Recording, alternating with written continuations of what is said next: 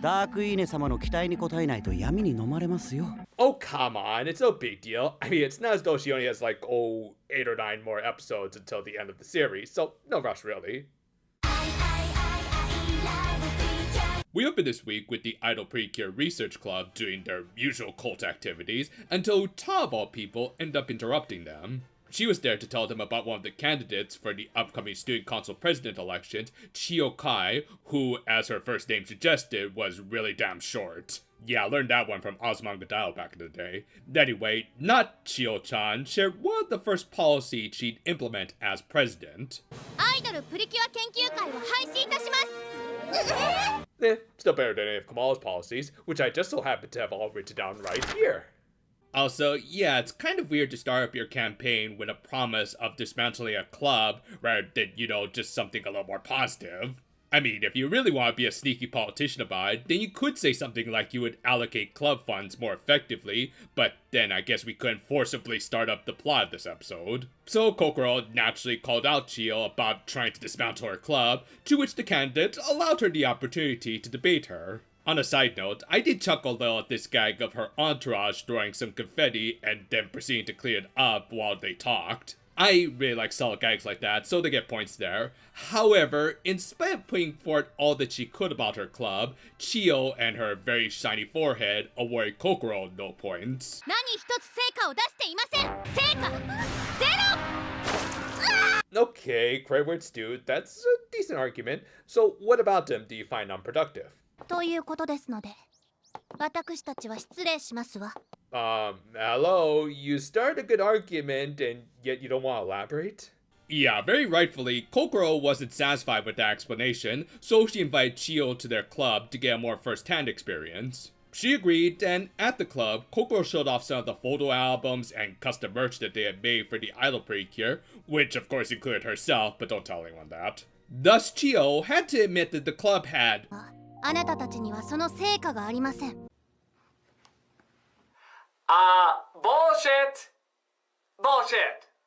Yeah, this is kind of where the plot lost me. Like, even if Chio wanted to argue that cheering isn't a quote-unquote result, which I'm gonna assume is her term for a productive club activity, this club is still doing things other than just cheering on the idols. Photography, arts and crafts, music appreciation, which also kind of lines up with the cheering stuff.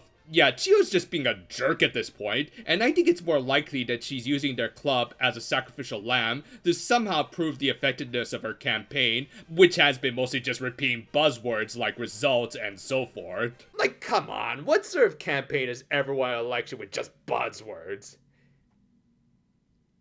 Fortunately, Kokoro came up with an idea. Well, okay, so she could, talk with some of the lower level secretaries or even the teachers. I mean, this club should have, an advisor or something who could help overturn any of Chio's demands or... はい、私生徒会長に立候補しました。アイドルプリキュア研究会を守るには。No, she became a candidate in order to get a free pass on all of her organization's shortcomings. And I won't finish that train of thought. I mean, you're already probably thinking about him right now, aren't you? Yep, now it really was starting to feel like a proper election, in that both parties sucked, and yes, I'm saying that about Kokoro too. Like, seriously, she's not running with the intentions of helping anyone except her own club. Even if you want to argue that she's not being kind of selfish, she is at the very least being short-sighted, which is just not a good look for her. And I normally wouldn't mind a character learning how not to be a shady politician, but let's just bring back that guy from the beginning of the video. I mean, it's not as though she only has 8 or 9 more episodes until the end of the series. Thank you. Yeah, in all likelihood, this is going to be Kokoro's final spotlight episode of the season, and if it is, she's going to go out on a bit of a whimper, as not only does the story feel divorced from her introduction arc, where she struggled with the idea of going from a fan of idols to an idol herself, whilst dealing with her daddy issues, but this also isn't the best display of her character when you have moments like this. どんな生徒会長になるんだろうなって。どんな生徒会長に。I did not think that through! Again, I wouldn't have much of an issue with an episode like this if it were more in the middle where Kokoro is still going through some character development, but no, we're near the end of the series where her development should be near its peak at least. It's worth mentioning that this episode has 2 writers, and of them, I think I know who's mainly responsible for the major writing faults of this episode, and even season in general, but we'll talk more about that during the closing thoughts. That said, I do want to point out this fact, as there was kind of a noticeable shift in writing quality for at least part of this episode, and thankfully it was in the good direction. Yeah, aside from her close down the one random club policy that, again, I don't understand how it was going to get her some good press one way or another, Chio did actually come up with a bunch of very practical promises that seemed plausible to pull off, and if she did, it would greatly benefit the student body. It showed that she was considering the well-being of the students, again, ignoring the outright bullying of the idol club, although she did end up giving Kokoro her umbrella during a very rainy day, so she did also kind of care about them. Yeah, this is why you typically don't have 2 writers working on one episode. Regardless, it was a good character moment that made Kokoro basically realize, oh crap, I came into this race half-cocked and was only really doing it for selfish reasons. And yes, I realize it's very unrealistic for any politician to come to such a realization, but it's a kid's show, let's give them this much.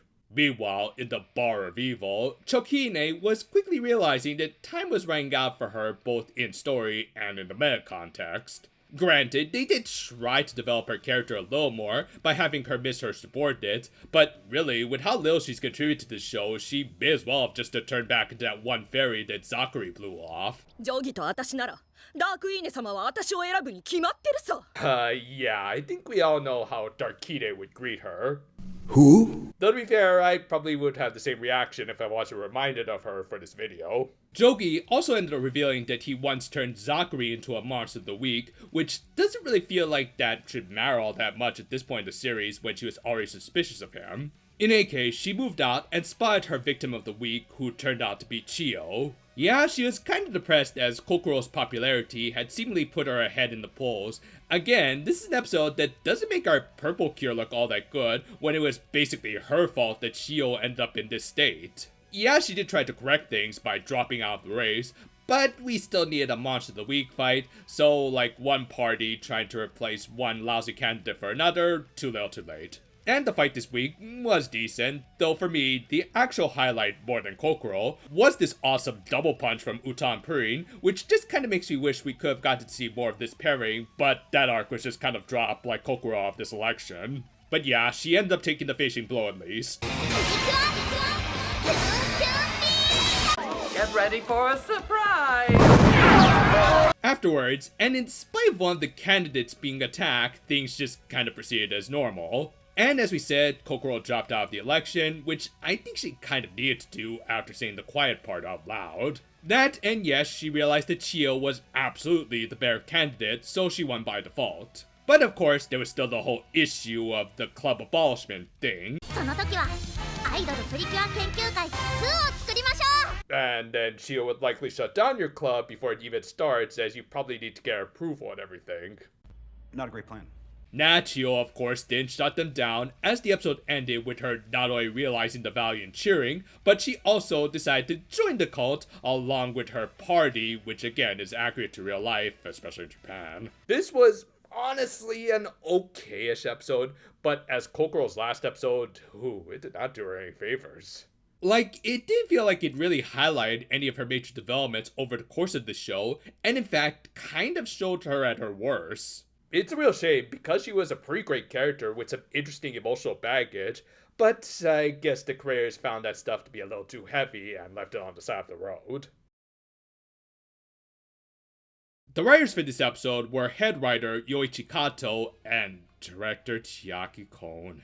And while I can't say for sure who wrote what, I think we can make logical deductions based on previous episodes. For starters, Kato did write Kokoro's intro two-parter, which means he knows what Kokoro's major conflictions should be. Living up to the moniker of the idols that she was once just a fan of, and the memory of her late father. The former conflict was kind of here when Kokoro realized that she was not at all qualified to be a president, and thus relinquished the position to Chio. Meanwhile, Daddy Dearest hasn't been mentioned in like ages, and probably won't be for the remainder of the series. If Kato had fully written this episode, I think he would have worked him in somehow.